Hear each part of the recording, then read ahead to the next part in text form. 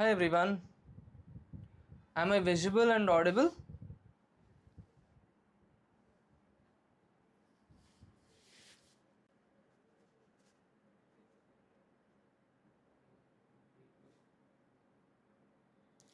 How many of you guys are here? How are you doing?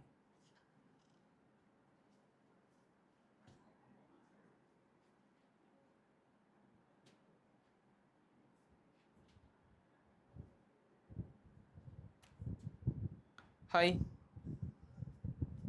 hi everybody, how are you guys doing?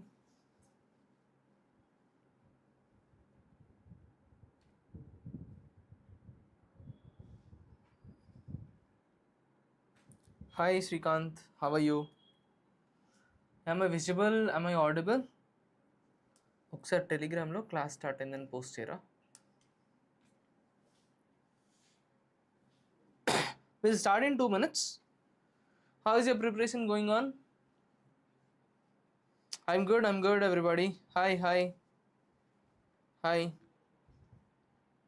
Good evening. Good evening. How is your preparation going on?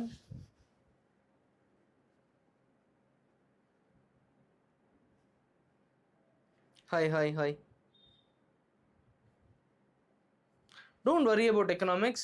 We will complete majority of the economics very soon and very quick. Don't worry much about it. Completing economics is my responsibility. Other than GS, everything is good. What is a major problem in GS? What is a major problem in GS?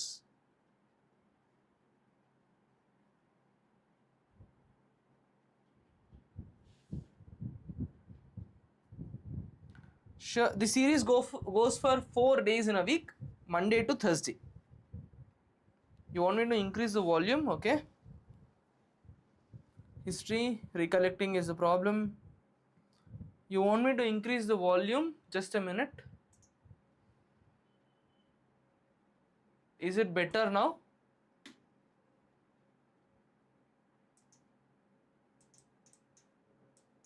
Is it sounding better now?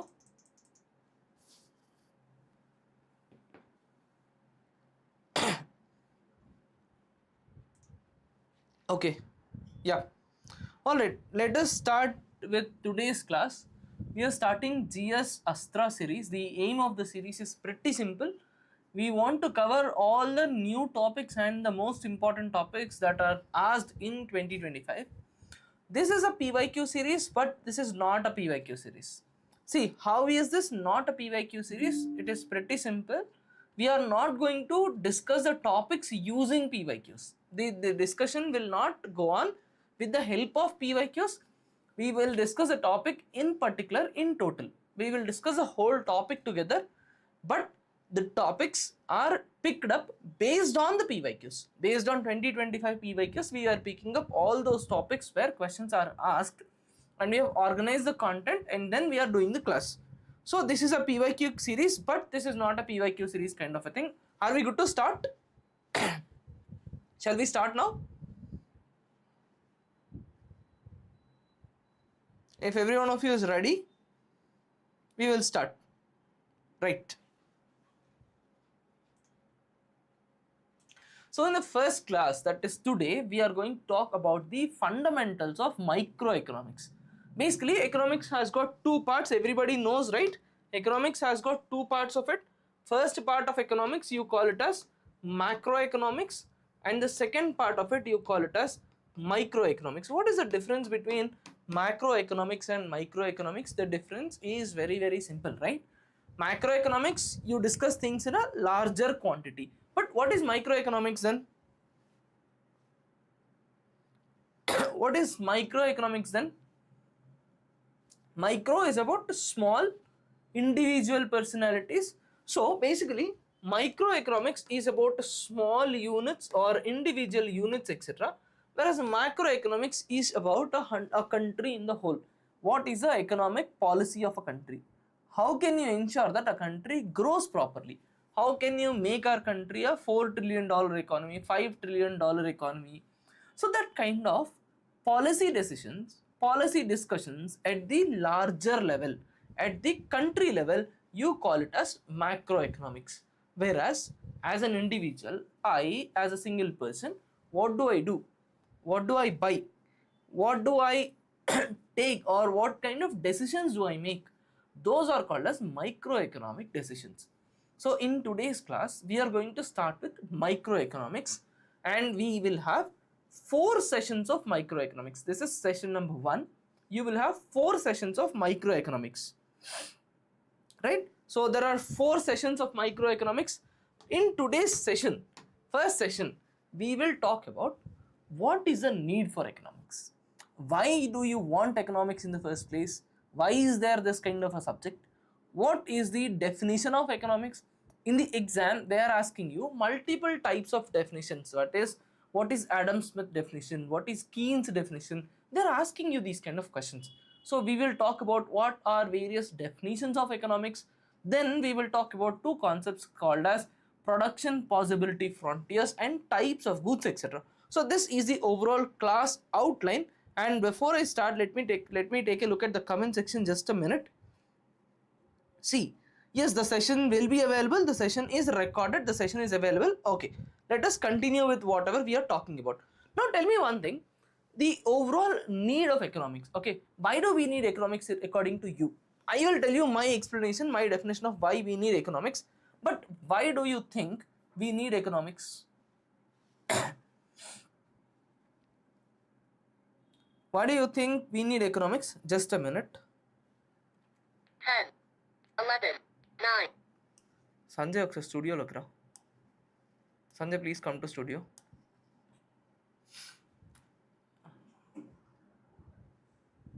Why do you think we need economics? Okay, to understand the trends. Okay, anything else?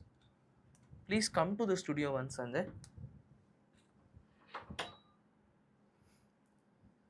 To know the status of the country economically, import, export. Okay, for all these things, whatever it is. Okay, let us say, for example, I have 2 companies. Okay, let's say I am a person who is supposed to decide what is what, and I have 2 options. Option number 1, a company wants to build a AI plant. Somebody wants to build an organization where they are developing a AI plant, or let's say they want to develop a data center. This is one organization. There is one more organization who wants to manufacture cars. They want to manufacture cars. They want to build an assembly line which can manufacture cars. Now, there is only 500 acres of land. And in this 500 acres of land, I can facilitate only 5 lines for electricity. Now the question is, who gets those 500 acres? Should I give all 500 acres here and none here, or should I give 400 here or 100 here, right? So this is a problem.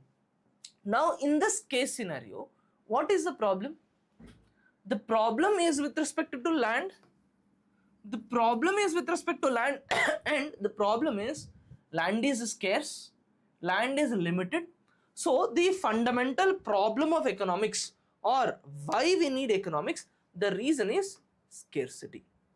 What is scarce? We need certain resources to develop anything. We need resources to manufacture something, whatever it is, economic activity. It could be manufacturing cars, it could be pens, iPhones, anything. For any kind of economic activity, we need resources, and resources are scarce, resources are limited, but our wants are unlimited. If we want a data center, we want AI, we want cars, we want AI within cars also. So our wants are unlimited, whereas resources are limited and this is exactly where the basic problem of economics comes in. We need economics because there is scarcity, and scarcity means, the meaning of scarcity is you always have limited amount of resources. It could be money, time, land, whatever it is, any kind of resource is always limited in nature, but we have unlimited wants. We want everything, right? So this is the fundamental problem. The fundamental problem of economics is scarcity, and the meaning of scarcity is pretty simple. We have limited resources but unlimited wants. This is called as the basic problem of economics. So the basic need of economics is only because there is lot of scarcity, right? Is this clear now? What is the first problem, or why do we need economics in the first place? By the way, is my audio better now?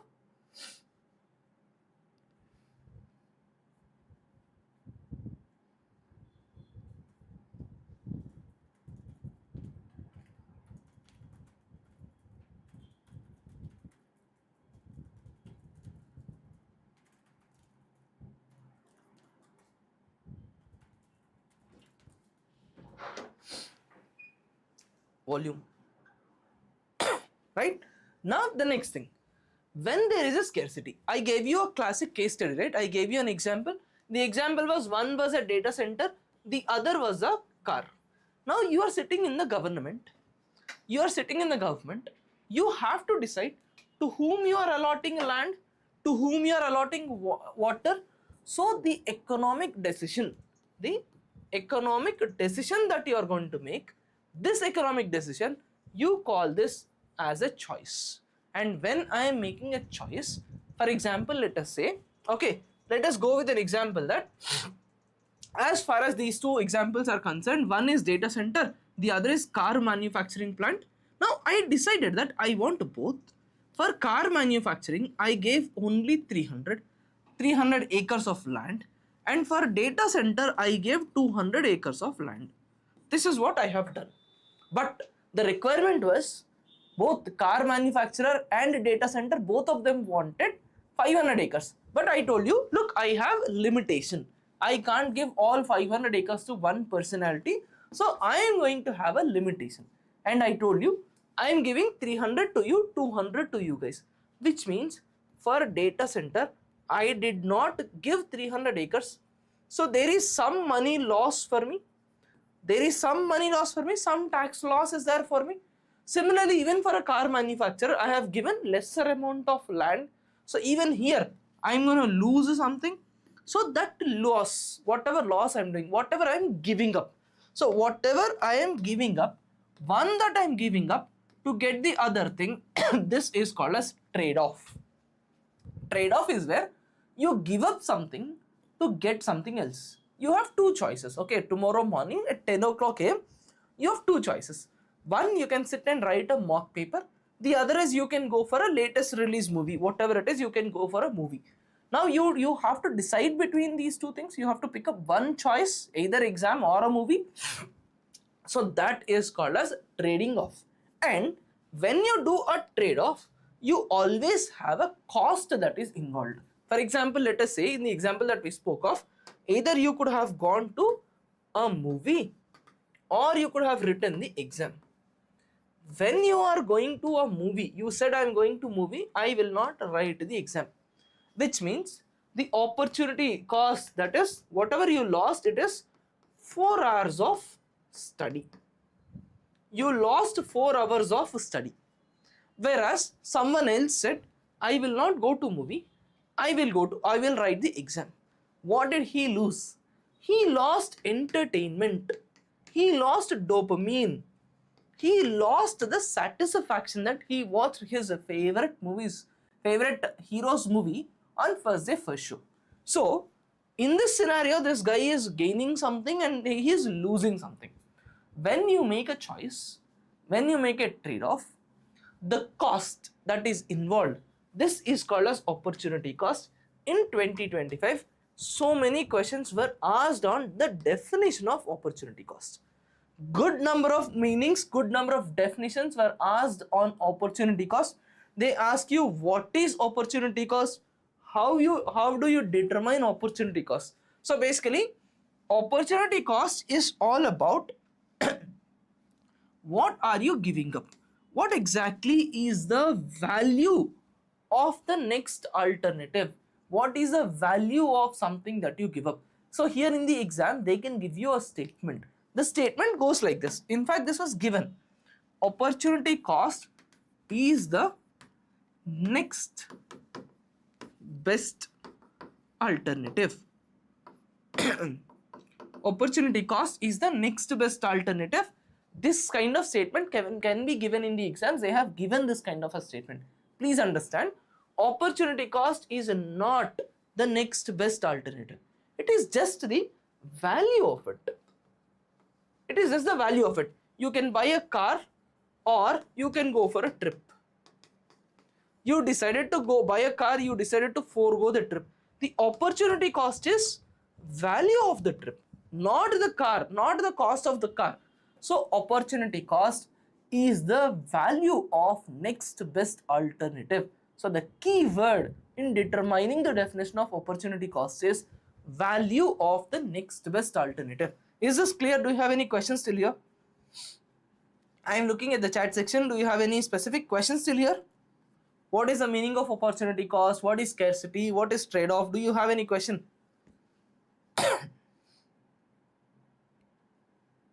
Clear? So please tell me, what is opportunity cost? What is opportunity cost?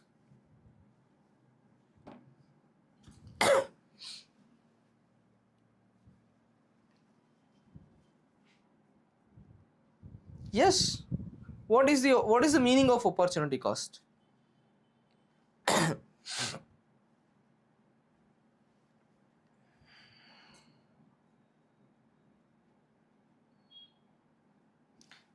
Next, value of the next, wonderful, value of the next best alternative. So now we understood what is scarcity, what is choice, what is trade-off, and opportunity cost, right? All these three indicated the same thing. Whatever they say is, resource is always limited, but wants are unlimited. So economics is about maintaining a balance between resources and wants. This is the meaning of economics. Now, what is the problem that we address in economics? When the meaning is to handle, when the meaning is to balance resources and wants, what are the major problems? What are we trying to address with the help of discipline? What exactly are the problems are? First thing is, what to produce. For example, in an economy, we might need cars, we might need iPhones, we also need rice, we need, let's say, we need toothpaste, we need mobiles, we need lot of things, right? So the question is, what to produce? Are we producing cars? Are we maximizing our efforts? Are we giving our 100% efforts to produce cars or iPhones or brushes, toothpaste, rice, wheat, sugar? What are we producing? And the second question is, how are we producing? Are we using machines? Are we going by American model where we are using assembly lines? Or are we going for labor intensive production? What kind of production are we doing? How are we producing? And the third question is, how much? How much are we producing? And in fact, the other question is also, for whom are we producing? So how much and for whom are we producing? These are the three basic problems of economics. And why do we have these problems? We have these problems because we have scarcity. Our resources are limited, our wants are unlimited. So we need to determine, what are we producing, how are we producing, for whom are we producing. If we can answer these three problems, these three things, your job as an economist is completed. So basically, as a finance minister of a country, the objective of the finance minister is only to answer these three things. The finance minister will determine, or they have to determine, what does this country want, how are we doing it, how much are we doing it, and for whom are we doing it. If these questions are addressed properly, that policy in which government of India decides these things, you call such policy as fiscal policy of the country. So the aim of the fiscal policy of any country is pretty simple. It is to decide, what am I doing, how am I doing, how much am I doing. So these are called as basic problems of economics. So in your MCQ, they will give you questions such as, which of the following are considered as the basic problems of economics? 1. What am I producing? 2, where am I producing? 3, how am I producing? Your options are 1 and 2, 1, 2 only, 2, 3 only. So these kind of questions can be asked from whatever we have discussed till now. So from the topic that we have discussed till now, the questions that they can ask you specifically are opportunity cost. And what is opportunity cost? This is one question that they can ask you. Second is, they can ask you based on limited resources and unlimited wants. This they can ask you. And they can ask you the basic problems of economics. If you can handle these 3 questions, then your job is completed. Right? Are you clear with these 3 things?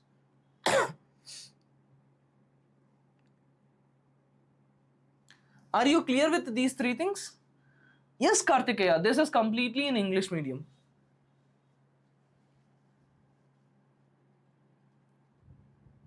Yes, right. Now, if you are clear with these 3 things, I will proceed towards the next part of the discussion. See, we have studied a lot about, till now, we have spent like 20-25 minutes to understand what are the, we have spent like 15-20 minutes to understand what are the problems of economics, how all these things go on, right? Now is the time for us to start defining economics. So before I define economics, from whatever you have studied till now, help me understand or help me to define economics. Give me a definition of economics on your own.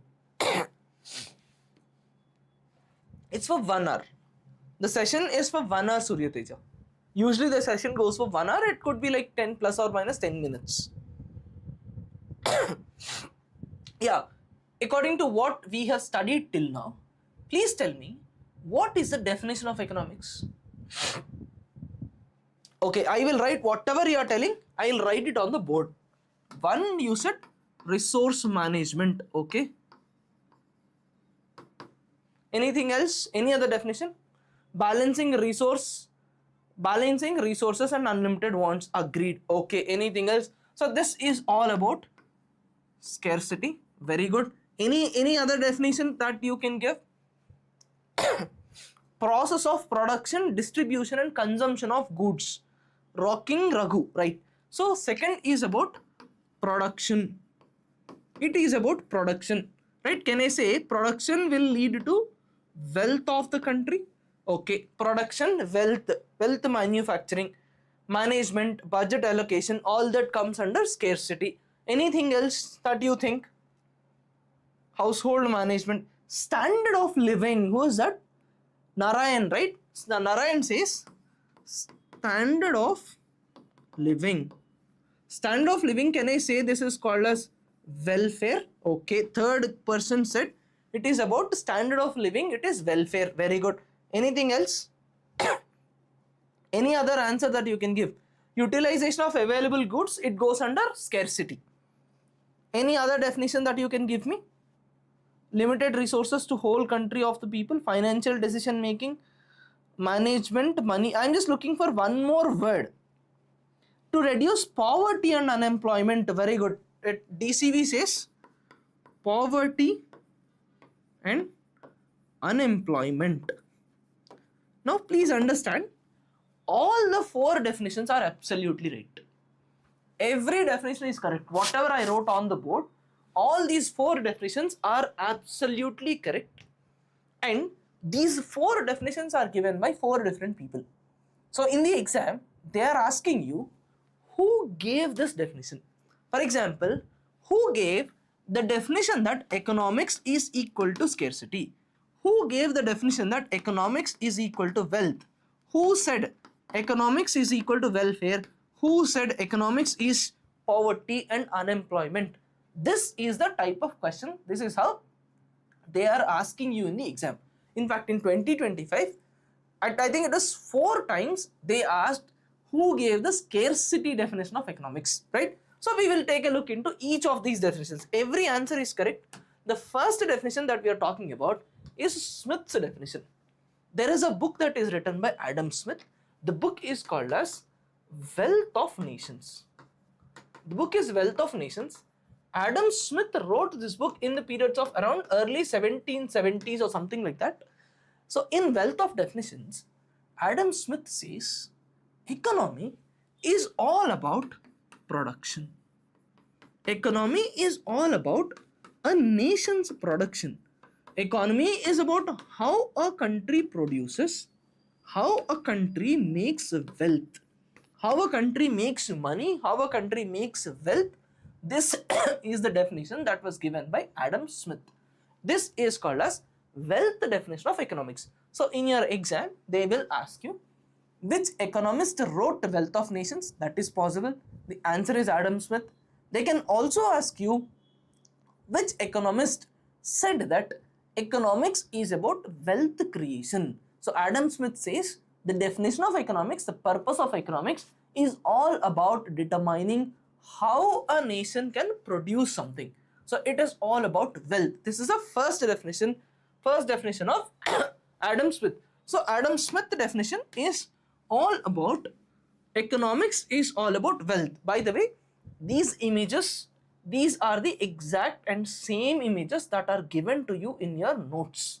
In the notes, once the class is completed, if you can take a look at the notes and at the images, that is more than enough. You can handle the question paper, you can handle the topic very well. So after the class is completed, go through the notes, and in this video, the link of the video, there is a quiz that is posted. Quiz is from the same topic that we are discussing. So after the class is completed, all you have to do is give a quick glance at the notes, write a test. That's it. You don't have to come back to this topic ever again. Don't worry about it, right? Now, let us continue with whatever you're talking. Adam Smith said economics is about wealth. What about the other definitions? I told you there are 4 different definitions. One is wealth, scarcity, welfare, employment. All these things are there, right? So let us take a look at the second definition. The second definition was given by a person called Alfred Marshall. Alfred Marshall says economics is about welfare. You are running a country. Let's say there is a government, ex-government came into power. They stayed in power for 5 years. By the end of these 5 years, he says poverty has to reduce. Roads should be better. Infra should be better. Airlines should be better. People should have better hospital facilities. So what Marshall says is economic decisions is all about ensuring the welfare of people. So Marshall is called as welfare economics. We spoke, Adam Smith is about wealth of nations, wealth economist, whereas Alfred Marshall is welfare economist. So Marshall says welfare is most important. You need to have welfare, only then an economy can grow. And this can be asked in your match the following questions. So Alfred Marshall is a person, is the economist who says for him economics is equal to welfare. It is about food, education, health. All in all, this is about standard of living. This word can also be given. Which of the following economists said economics is about improving the standard of living? The answer is Alfred Marshall. So this is Marshall's definition. Now let's take a look at the next definition. The next definition that we are talking about is Robbins. This is very, very important. This was asked in 4 PYQs in 2025 cycle. They started asking it in CHSL, they continued in the other exams also. Robbins said economics is all about scarcity. Economics is about how a human will decide what is important, what is not important. It is about how a human will balance the unlimited wants with limited resources. So Robbins' definition, we call it as scarcity definition. Robbins' definition is called a scarcity definition. Adam Smith, wealth definition. Alfred Marshall, welfare definition. Next is Robbins. Robbins gave us scarcity definition, right? This is Robbins' scarcity definition. Alfred Robbins says you have limited resources and unlimited wants. Money is limited, time is limited, land is also limited, money is limited, you want a car, you want a vacation, you want a house, you want everything. So you need to have a balance between limited resources and unlimited wants. So this is Robbins' definition. And the fourth, final definition was given by a famous economist known as John Maynard Keynes. Please remember this name. We will come across this name in multiple times, multiple stages, especially when we start talking about the types of economies. We will talk about market economies, government, the role of government in economy. There again we will come across this name. Keynes is a very, very important person in the entire economics. Basically, there are two major schools of people. One is Adam Smith, the other is John Maynard Keynes. Adam Smith is a person who says it is always market, wealth. Market will determine everything. Market knows everything. Market knows how to produce. Market knows what to produce. Keynes says, no, don't leave everything for market. For example, let us say you are a country which believes that market does everything. When market decides everything, during the time of COVID, if you remember, there was a vaccine called as remdesivir, right? So the remdesivir vaccine, if it was left out for the market, they would have priced it at, let us say, 5 lakh rupees or maybe 3 lakh rupees per injection, because there was heavy demand across the world, but the production was low. So if Adam Smith is right, if market is given a complete free hand, then people will not be happy. So Keynes comes and says, it is not the market that has to decide, there should be role of government. So Keynes school, we call it as Keynesian government or Keynesian school of economics, and Keynes always says government is important. So he says economics is about how government can stabilize the economy, how government can make decisions, how government can influence decisions. So Keynes talks about the role of government with respect to economics. He says, how can you create employment? How can you reduce poverty? How can you improve jobs? How can you improve income? So for Keynes, economics is about how government can decide various things. That is called as Keynesian economics. This table is given in your notes as it is. This is a summary of what we spoke till now. Robbins is about scarcity definition. Smith talks about wealth and wealth. Marshall talks about welfare. Keynes talks about employment and government role. So are the four definitions of economics clear to you now?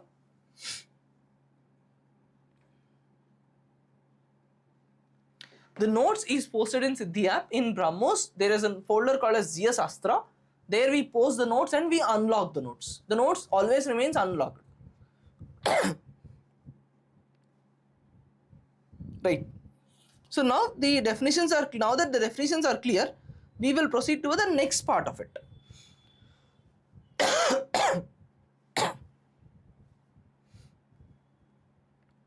Right? Perfect.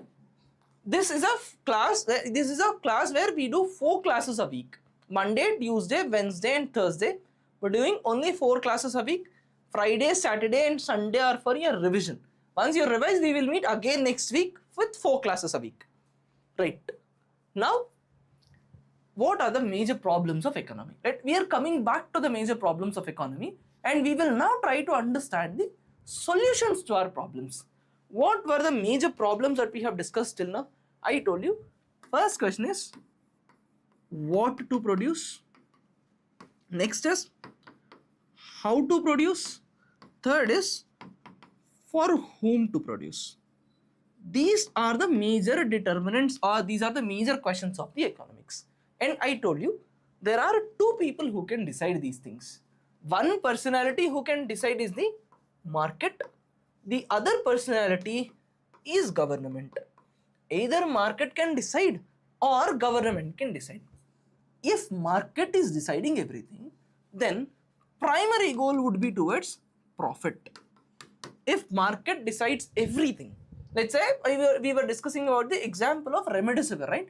If market determines the price of remdesivir, then obviously common man cannot get remdesivir at all. You can't buy it. because market will keep it at a price of 3 lakh, 2 lakh rupees. Everybody wants it. Market has shortage of supply. So they will keep the price higher. If these questions are determined by the markets, they will think of profit. If government thinks of it, then they will think only about welfare. Now the question is this correct or is that correct? What do you think? Before I talk about which is correct, what is what, you tell me what is correct, whether market should determine or government should determine. Class is for 50 minutes, Revant. 45 to 50 minutes. We will cover whatever is written in the notes and we can close the class.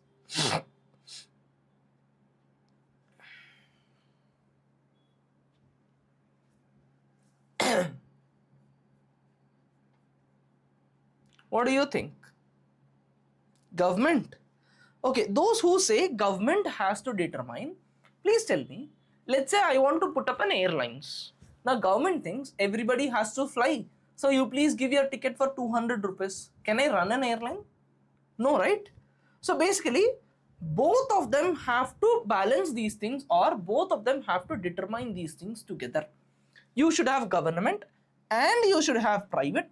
Both these things together have to decide the questions of the problems of economics have to be decided by both of them together. That is, you should have government and private together. This is called as mixed economic model.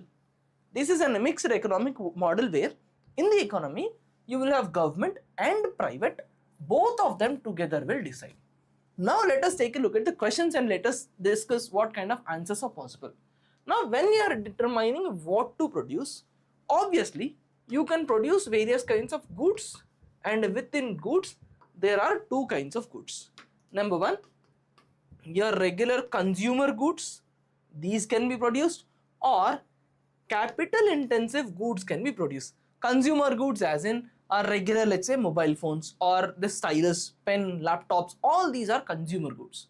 What are capital intensive goods? For example, it could be a big machine, a big manufacturing machine. The machine itself is used for, let's say, manufacturing cars. Such larger machines, etc., if you are producing, those kind of goods are called as capital goods. In the exam, they can ask you, what are capital goods? The definition of capital goods can be asked in the exam. Usually, capital goods are those goods that you use for next production. Let's say, for example, there is an assembly line. What is an assembly line? Are you guys aware of what an assembly line is, by the way? What is an assembly line?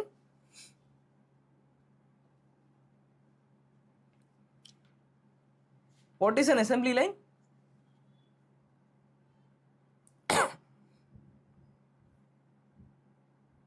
Yes. So it's basically a big machine which is used to produce hundreds of machines, right?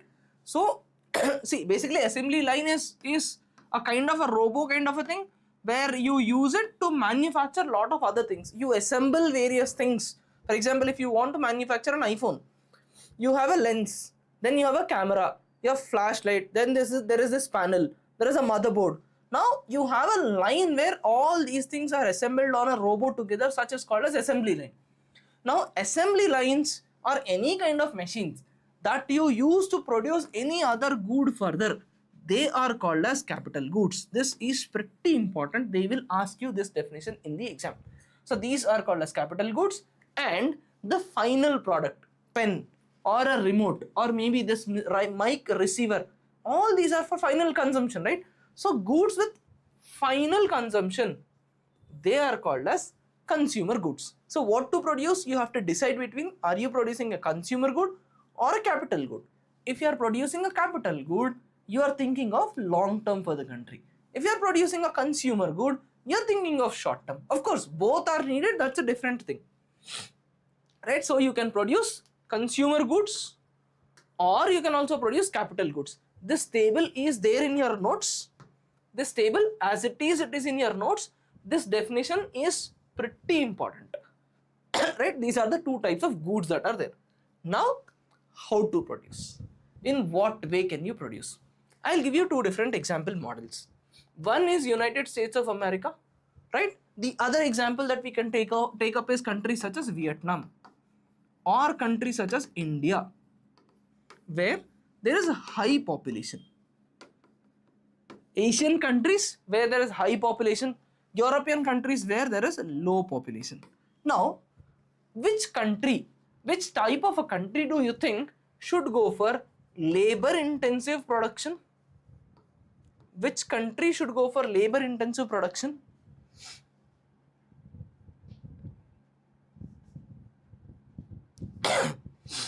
India, right? So if the population of a country is higher, you should go for labor intensive production. If the population of a country is low, if the population is aging, then they should go for more machine intensive production. Now my question to you is, in the exams, especially in the cycle of 2025, there is a specific word that they are asking to talk about age structure of a population. What is the word? Can someone tell me? They're using a word to discuss about the age structure of a population of a country. What is the word? This word was asked multiple times in the cycle of 2025. Yes. Very good. Who is that? Nikhil and then Matt King, right? Demographics, right? So if the demographics of a country is in such a manner that you have more aged population, so in the exam they can give you these kind of a questions, okay? They will give you, let's say, this is the demographic structure. This is the demographic structure of a country. They will give you this kind of an image. They will tell you this is the demographic structure of a country. This country should follow which kind of a production? Is it labor intensive production or is it machine intensive production? See, in this, basically in this diagram talks about the number of people in a specific age range. This is ballooning at this point. This means this country has lot of old population, so they should go for machine intensive production. So these are the questions, these are the kind of questions that they can ask you when they want to interlink the concepts. These we study in population geography, but they can use it in framing a question on economics also, right? So as far as how to produce is concerned, you can go for either labor intensive production or you can also go for a capital intensive production kind of a setup as well. Both the setups are possible. You can do anything that you want. Now the question is, for whom to produce? Who is my buyer? Who is my buyer? For whom am I producing? How do I decide it? Should I produce for the rich of a country? Should I produce for the middle class section of a country? Should I produce for the BPL population of a country? For whom am I producing? How do I decide this question? On what basis do you think I should decide this question?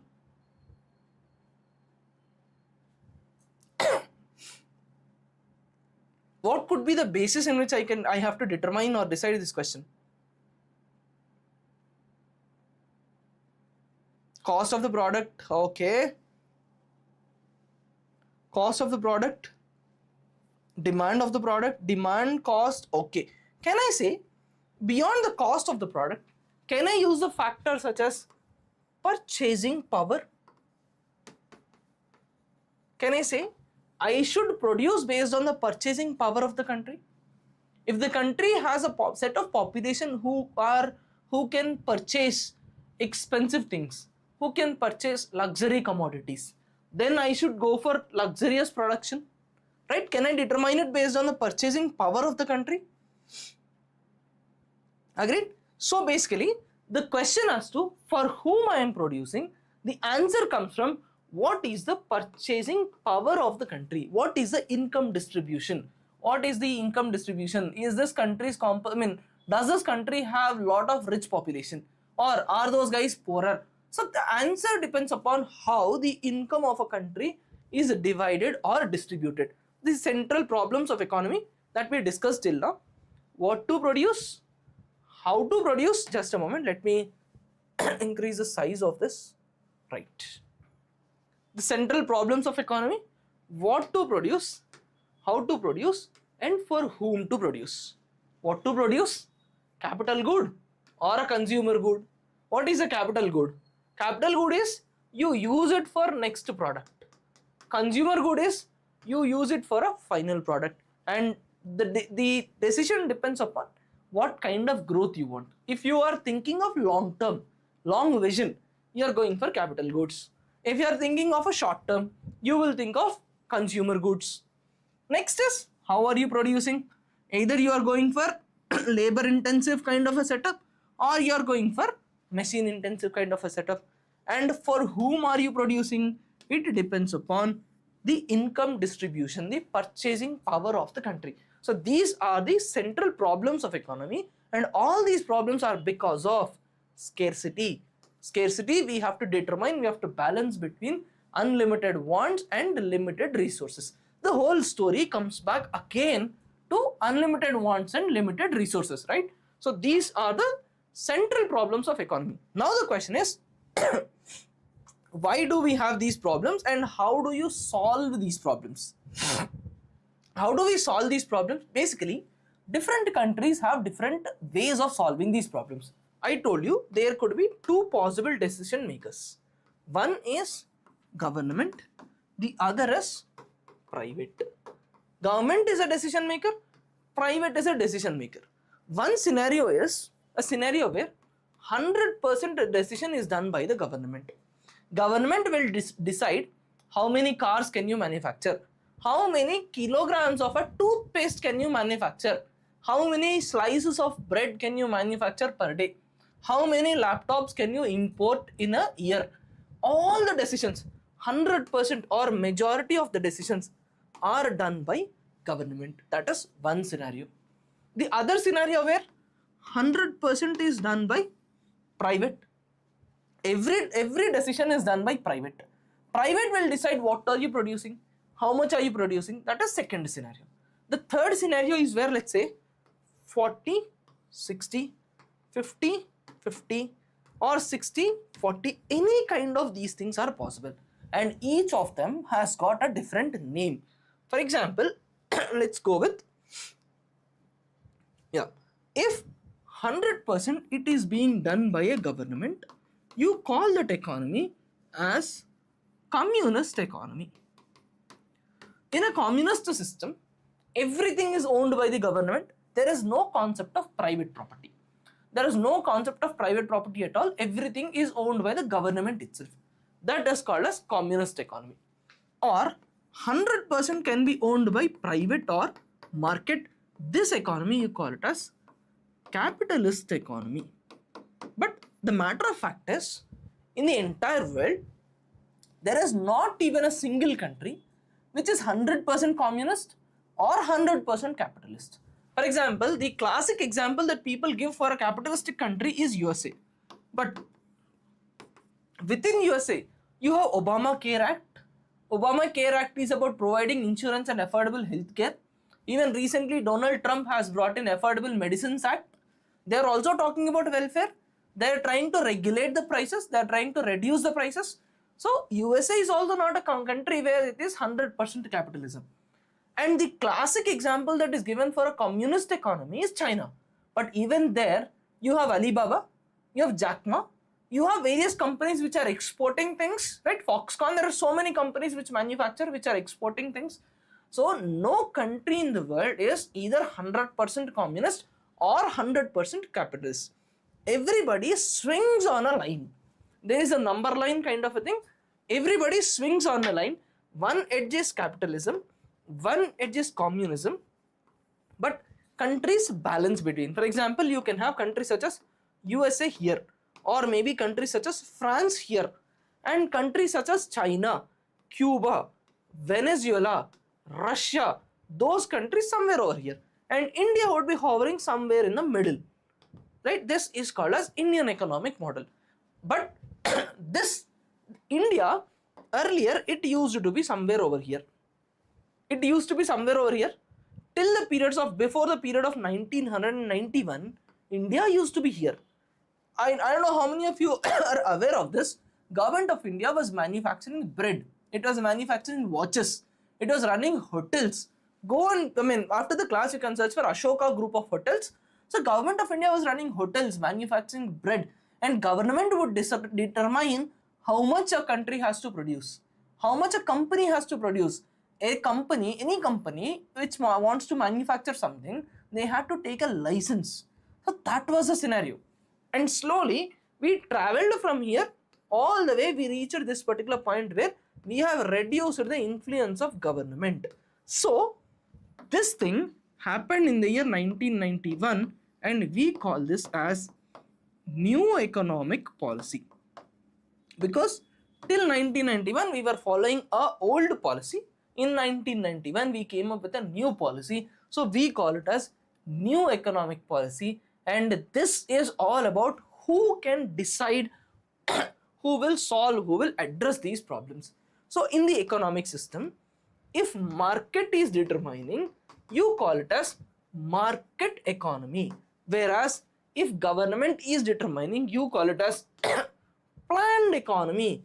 Because when government is deciding, government will sit and say, in the next 5 years I am going to invest on manufacturing of let's say fertilizers. I am going to invest on something else. So that kind of decisions are done by planned economy. So in such countries, you usually have a planning commission to determine various things. So this is about what kind of economic problems are there, who will address these problems. You have market economy, you have a planned economy, and you also have a mixed economy, where in market economy, it is market that determines, which means price, demand and supply will determine everything. In a planned economy, government will decide everything. In a mixed economy, government will sit together with the private. For example, today you have FICCI, Federation of Industries. You have FICCI, you have various organizations, you have lobbies who will sit with the government, who will convey that we want this thing, do this in a better manner. So when there is a collaboration, we call it as mixed economy, right? So is this topic clear till now? If this is done, then I'll talk about next topic. The dossier is posted today, right? The dossier is uploaded. Daily dossier is uploaded. Is this topic clear? Yes, if it is clear, then we will go for the next topic. The next topic is also very, very important. They have asked this topic in the exam multiple times in 2025 itself. Yes, good, cool. Now, the next topic that we are going to talk, that is called as production possibility frontier. Tell me, what is the meaning of a frontier? Forget economics for 1 minute. What is the meaning of a frontier? You have eastern frontier, western frontier, right? Frontier, what is the meaning of frontier?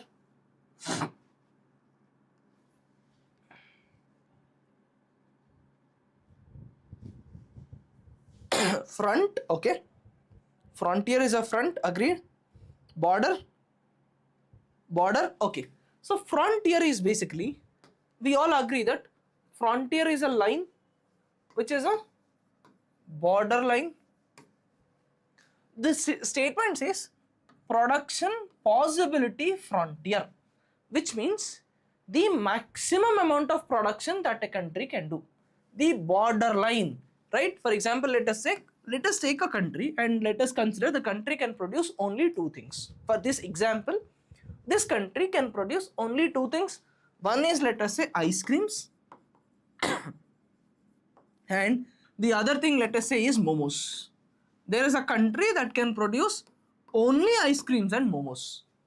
The production possibility frontier of this economy is of this, let's say, let us not use a country, it will be very weird example. It's like a train traveling at a speed of 75 kilometers per hour comes and halts at the station, and then there is no logic behind it. Similarly, let's say there is a small shop.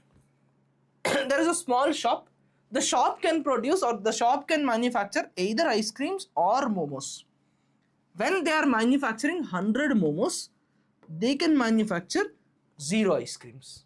And when they are manufacturing 100 ice creams, they can't go for any momos. When there are, let's say, 10, 20, 30, 40, so in this manner. So the production possibility frontier is that line which is all about the maximum amount of production that can be done. It could be a country, it could be economy, it could be a person, anything. Production possibility frontier. Frontier is a borderline, or PPF, we call it as PPF curve. Production possibility frontier curve. So this is a curve that will determine what is the maximum amount of production that a particular organization, a particular anybody can do under limited resources. Within the limited resources, what is the maximum that any organization, anybody can do? We call it as production possibility frontier. So this is the production possibility frontier. And in a country terminologies, let's say now I am going to a country. I am saying that considering all sorts of possibilities, this is the production possibility curve or production possibility frontier of India. Okay, I am saying this statement. My question to you is, can you give me any other possible word for this line? Can you give me any other possible word for this line?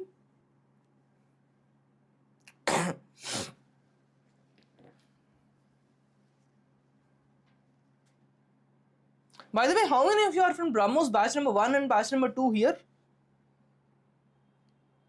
I received a feedback from your Ritik sir, bhai. Sir told you that in the live 2025 practice sessions, only 8 of you were present today. Why, man? Why are you guys not attending the session? Sir told, he was very sad that he told only 8 students came for the class today. Please remind them. Okay, coming back to whatever we are talking. This line, can I call this as potential GDP of the country? Potential GDP of the country. Can I say this line? What is, by the way, those who don't know what GDP is, in simple terminologies, GDP is something that you can produce in the country.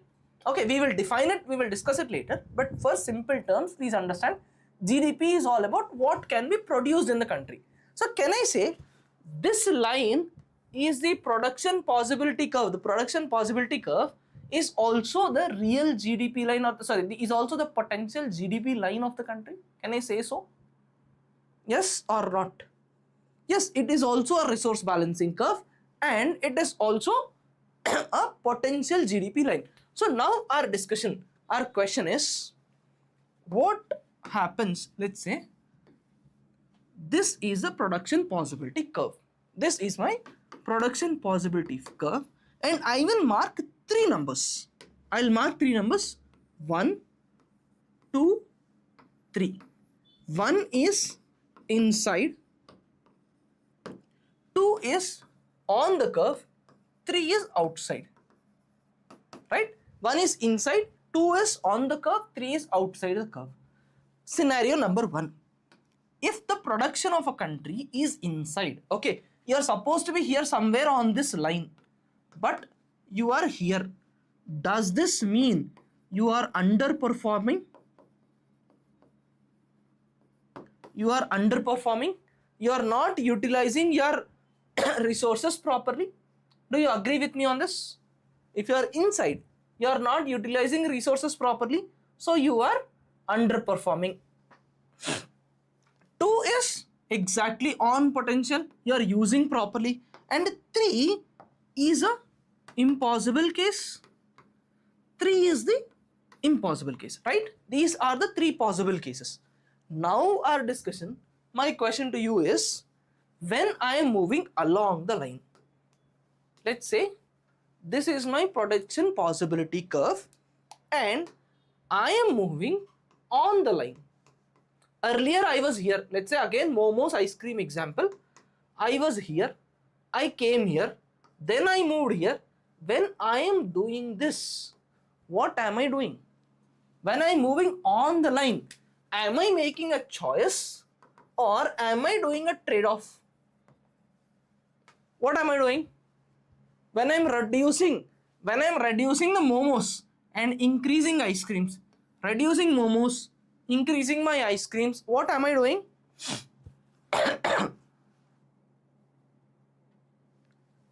Trade-off. So one definition that they can ask you in the exams is when, just a minute, one definition that they can ask you in the exams is when you are moving along the PPF, when you are moving along the line of PPF, this movement is called as trade-off. The movement along the line of production possibility curve, you call it as trade-off. This itself can be a simple MCQ question. The movement along the line, you call it as a trade-off. That is also a simple MCQ question that they can ask you in the exams. This is about trade-off. So when you are moving along the line,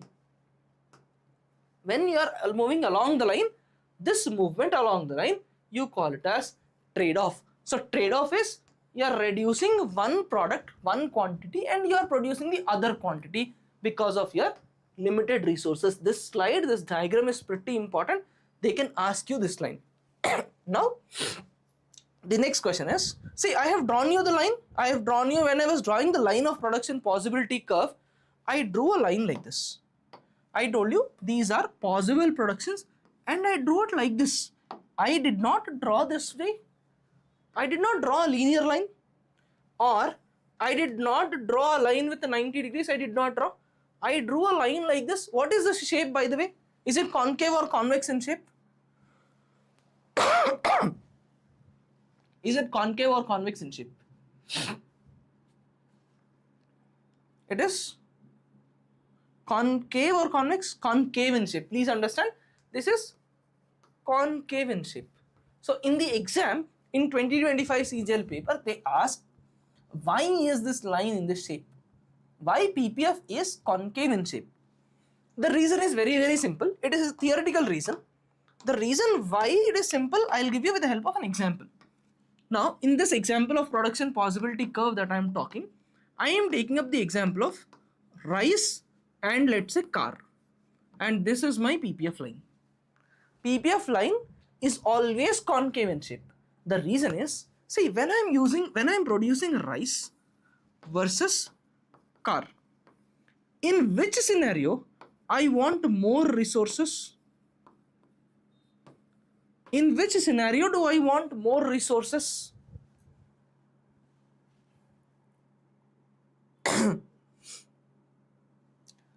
In which scenario do I want more resources?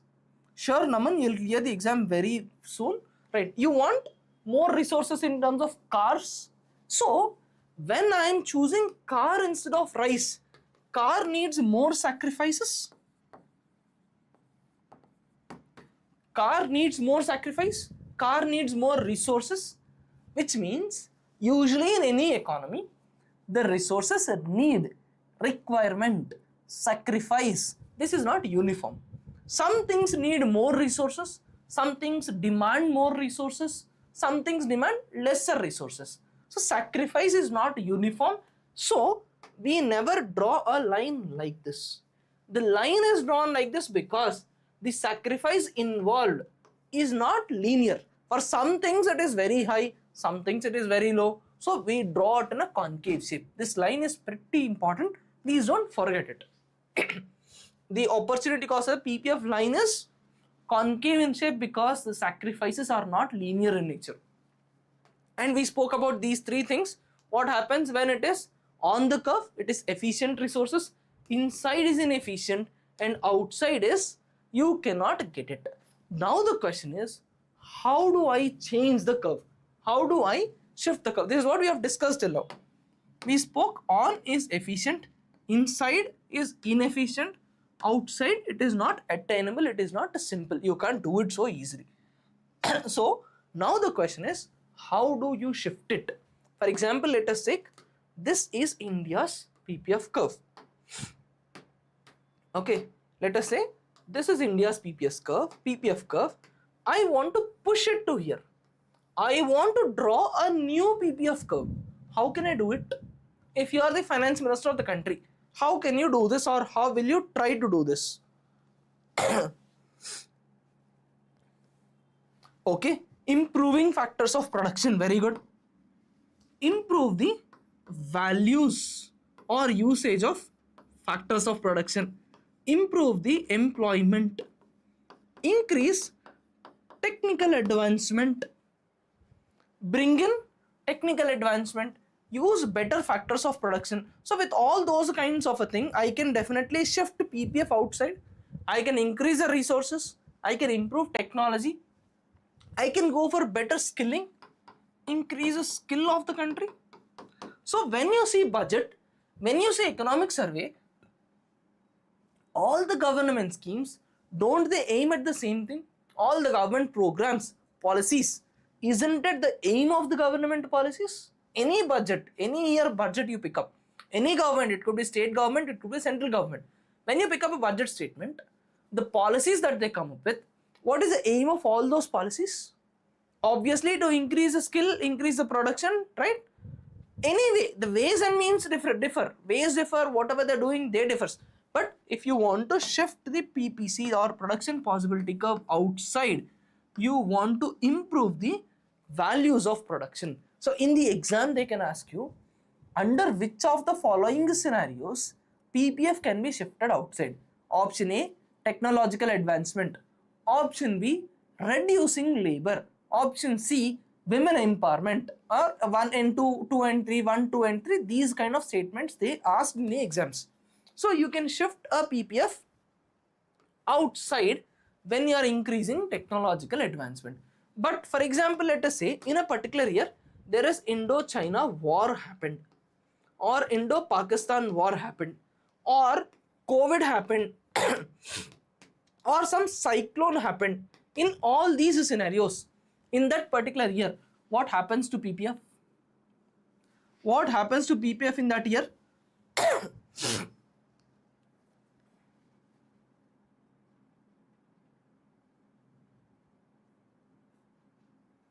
What happens to PPF in that kind of a scenario? Inwards. So when you are losing resources, natural disasters, wars, economic shocks, in such scenarios, PPF will shift inwards. In terms of advancement, PPF shifts outwards. If there is a loss, then the line shifts inwards.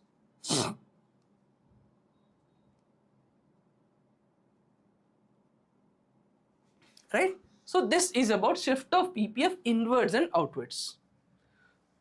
We discussed about what happens, why PPF shifts inwards. We spoke about why PPF shifts outwards. Do you have any doubts till here? Before I go to the last topic for today, do you have any doubts till here? Till now I have discussed various definitions with respect to economics.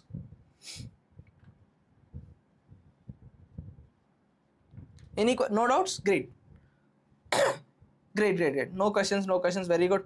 So we are clear about what is scarcity, limitations of resources, wants, trade-off, opportunity cost, definitions of economics. Then we spoke about production possibility curve or production possibility frontier. What happens when you are moving across the line, on the line, when the line shifts outside, when the line shifts inside. We discussed about all these things.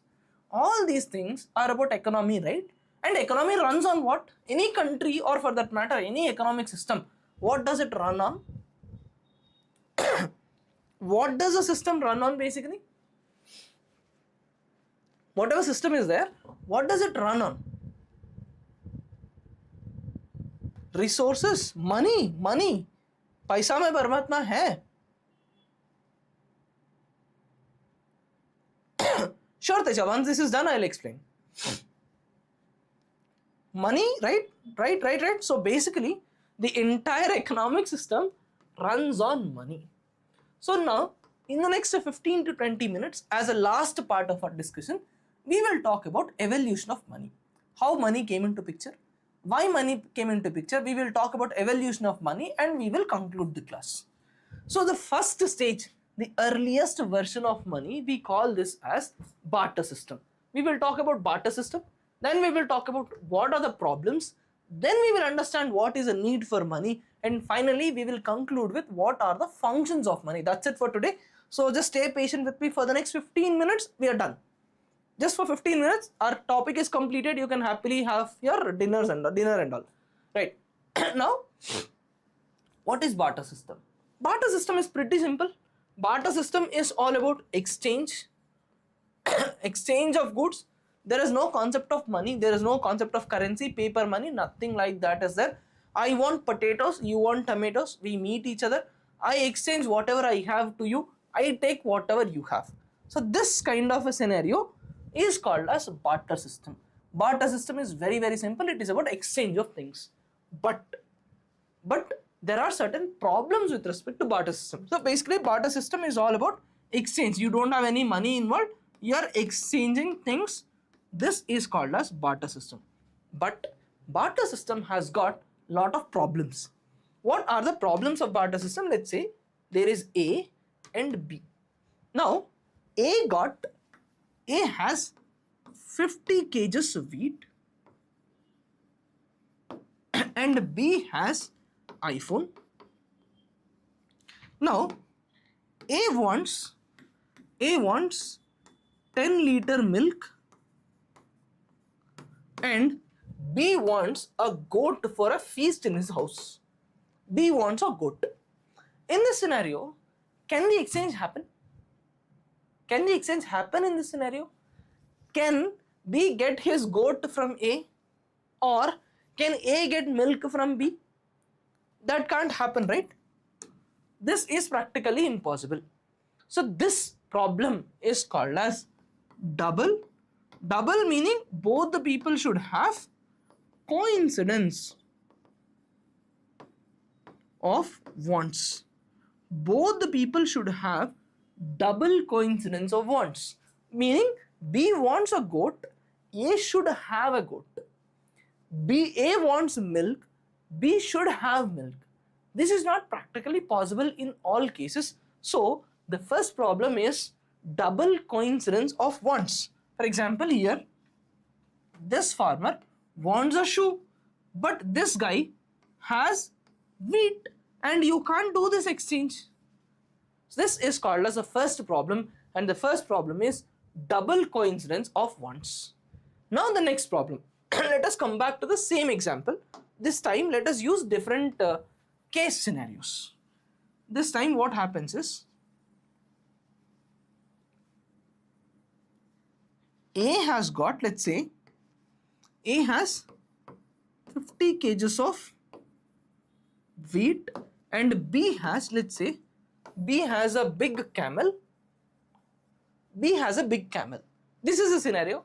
They met in the market. A wants only 5 kgs of wheat. A has 50 kgs of wheat, B has a camel, and B wants 5 kgs of wheat. But the problem is, can he cut the camel? Can he say, okay, I am cutting camel head and you take the head and you give me 5 kgs? Is this practically possible? You can't do it, right? You can't cut the head of the camel. If you cut, then the camel is of no use. So the problem, the next problem that is there is you cannot divide. Indivisibility. Indivisibility is the problem. Indivisibility is the next problem. The other problem is, in the same example, A brought wheat to the market. He should sell the entire wheat and go home. He can't store the wheat beyond a point, right? It could rain, whatever it is. There could be, let's say, damage with respect to wheat, any kind of thing, anything could happen. So this fellow has to sell the entire wheat before he goes to the market, right? Before he goes home. Whereas B can take his camel back, right? So there are certain goods which gets damaged very quick. There are certain goods which gets damaged very quick. These goods are called as perishable goods. These goods are called as perishable goods, and for perishable goods the problem is storage.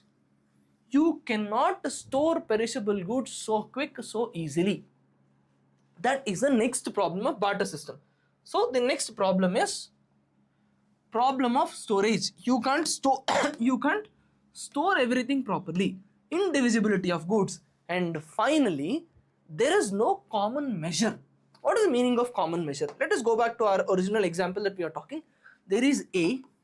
A has 50 kgs of wheat and B this time, let us say B has got 10 kgs of gold. B is very rich, B has 10 kgs of gold. Now the question is, how many kgs of wheat is equal to some grams of gold? Who will decide this? How can you decide it? How can you decide what amount of wheat is equal to 1 gram of gold? If someone else comes with silver, how much amount of wheat is equal to silver? How are we going to decide this?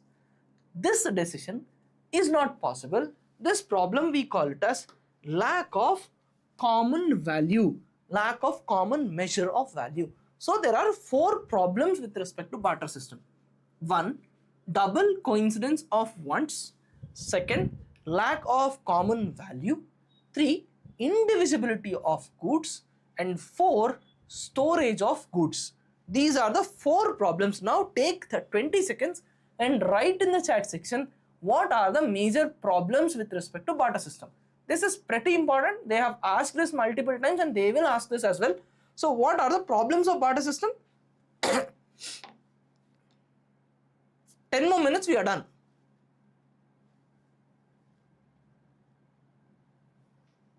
Double coincidence of ones, nice.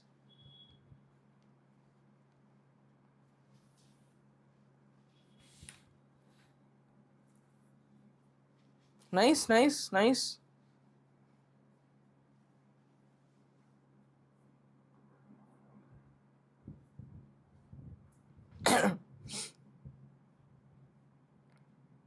Right?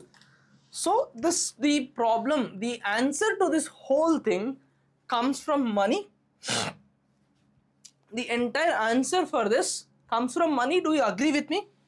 Money, can money solve double coincidence of wants? Double coincidence of wants. Can money solve it? Money can solve it, right? You want wheat, I want potato, give me money, you take whatever you want. Give me money, you can take whatever you want. You can handle it, right? Next is indivisibility. Does money solve this? Yes, money can solve this problem of indivisibility. It can solve the other problems also. So now my question is, what are the functions of money? Can you tell me what are the functions of money? Whatever problems we faced in the barter system, aren't these the functions of money? You want to measure the value, you want to store the value, you should be able to divide something. These are the these are the functions, right? Measure the value, store the value, divide it. These are the functions of money. Exactly. So that is the last topic that we are going to talk. What exactly is money? Money is very simple. Money is the medium of exchange.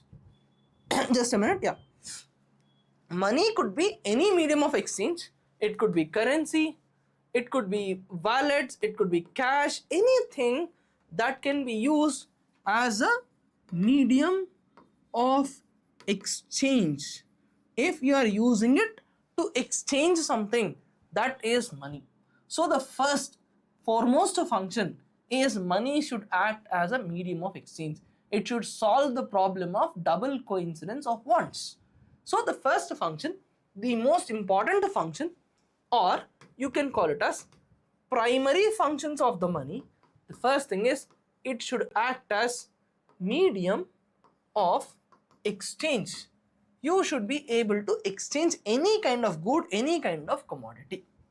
Next thing, it should be able to measure the value. Measure the value. Let's say, for example, this is a very old phone. Okay, this is iPhone 13. So the value of this could be some 40,000 rupees. I am able to measure it. Or this is a mic receiver. The value of this could be 3,000 rupees, whatever it is. I am able to measure the value of it. So these are the primary functions of money. We need money to facilitate the exchange and we need money to measure the value. And remember, in the exams, they will ask you which of the following are primary functions of money. The key word here is primary. Primary is important. They will ask you this keyword, primary functions of money. So these are the primary functions of money. Along with that, there are other functions also. Secondary functions also. First secondary function is storage of value. The meaning of storage of value is, let's say I have 50 kgs of potato. I can't store potato for a longer period of time. I am a potato farmer, but I can't store potato for a longer period of time. So what I will do is, I'll go to market, I will sell all these potato and I will collect 1500 rupees and I can save this rupees, right? I can save 1500 rupees for any number of days. I can save it for 2 days, 5 days, whatever it is. It is my wish. So I am using money to store the value of my potato. You could be selling tomatoes. You can also sell your tomatoes and save the value of your tomatoes in the form of money. So storage of a value is the first secondary function. Store of value. Next is deferred payments. Deferred payments as in installments, EMIs. Providing deferred payments, installments, EMIs. This is the second thing. And the third function of money, is transfer of value. Transfer of value as in, when you are selling something else, you are transferring the value of one commodity to the other. So that is called as transfer of value. These are the secondary functions of money. So in the exam, they will ask you which of the following are primary functions and which of the following are secondary functions. You have medium of exchange, which is a primary function, measure of value, primary function, whereas storage of a value, standard payment, transfer of value, these are the secondary functions. So in today's class, we have covered more than 10 most important questions. The first question that we spoke about is, what is scarcity? We spoke about this. The second important question we spoke about is opportunity cost. What is opportunity cost? What is the advantage of opportunity, or what is the meaning of opportunity cost? Then we spoke about economics definitions, where we covered 4 different definitions, which means we have covered 4 questions in this. Then we spoke about what is production possibility frontier or production possibility curve. All possible types of questions on production possibility curve and production possibility frontier. Then we spoke about what is barter system, what are the problems that are associated with barter system, and we also spoke about functions of money. This is the scope of coverage that we have done in the class. The notes for this entire class is already posted. All you need is pretty simple. In Siddhi app, you have a course called BrahMos. You don't have to buy it. There, if you open content, you have GS ASTRA series. In that, we are posting notes in an organized manner. Along with that, we will also post it on Telegram, but obviously the notes gets scrolled up, right? We post a lot of things on Telegram, it just gets scrolled up. So we want to post it on a very organized manner. And if you want a practice test on the class, in the description section, you have tests, or you can also simply go to, just a moment, I'll show you how to write a test on this. All you need is pretty simple. This is Siddhi's website. This is Siddhi's website. You have quizzes section, and in quizzes section, you have a section called as YouTube live class test. Once you click it, tests are posted within this. All you have to do is click on attempt now, and you will have tests which are updated on this particular thing. So this is where you can write tests. Tests are also uploaded here. Yes, this is more than enough for SSC CGL 2026. You don't have to go anywhere else, or you don't have to do anything else. Right? Any other questions that you want me to address before we quit? And tomorrow we will take up the topics such as demand, supply, what is the meaning of demand, how does supply curve vary, what is elasticity of demand, etc. We will discuss about all those concepts along with the factors of production tomorrow. Right? See, I will talk about budget 2026, but I have to discuss all these terminologies, right? Without discussing what are these terminologies, I should not be talking about budget directly. Right. Thank you so much. See you all again tomorrow. Great. Please write the test. No, the daily dossier is uploaded, bhai. Rohan Ramesh, right? The daily dossier is uploaded. Okay, if it is not, I'll check it out. If it is not uploaded, I'll check it out.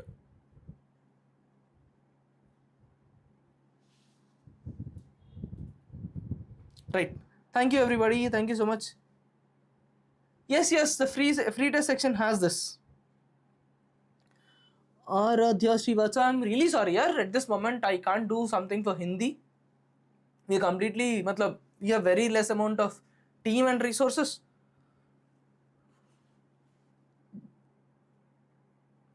From tomorrow, whatever you're going to talk from tomorrow, they are not covered in foundation module of NCRT's Madhu. So please attend the class. It will be a revision for you as well, right? Morning maths class is already scheduled. Veera Babu. Morning maths class is scheduled here.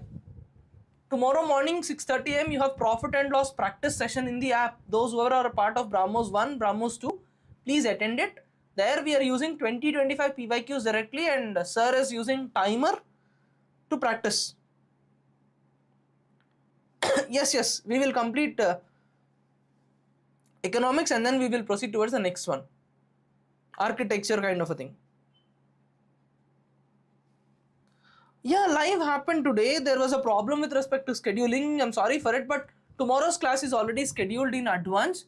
So it will start sharp at 6:30. Whatever glitch has happened, sorry for that.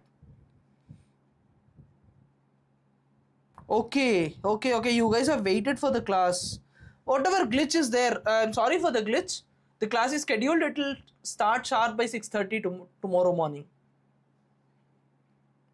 Yes, it is useful for railways also. It all depends on the weightage.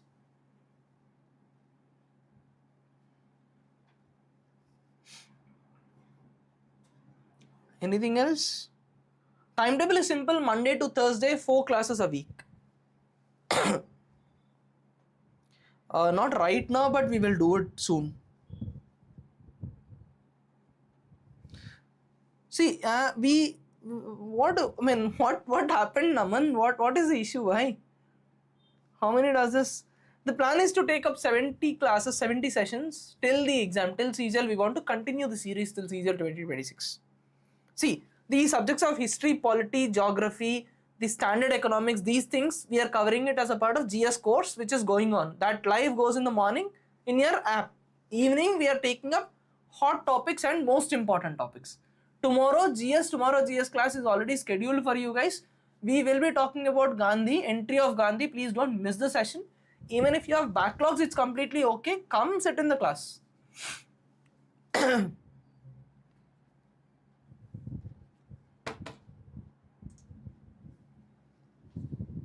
Anything about CGL postponement? See, I am aware that GD has been postponed, but let us continue with the same flow, right? At this point, everyone is on our toes. We are working as if CGL is in the month of June. So let's continue the same thing. If the exam is there, wonderful. If it is not there, we'll have a truckload of time for revision. You don't have to worry about it, right? So let's continue as if the exam is based on the original calendar itself. Yeah, today live I did not conduct today's live. From tomorrow all the classes are scheduled. GS course you have live in the afternoon. Maths practice session is in the morning.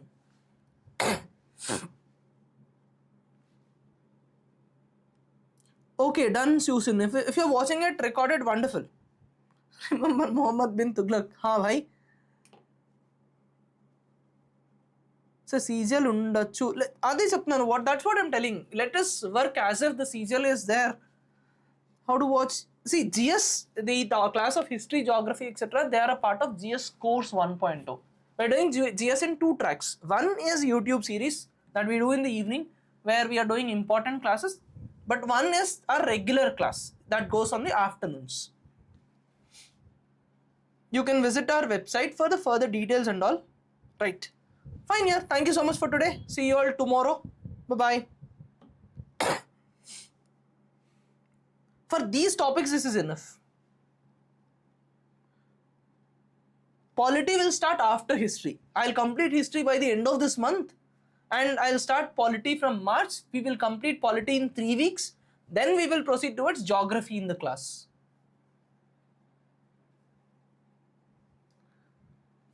Right.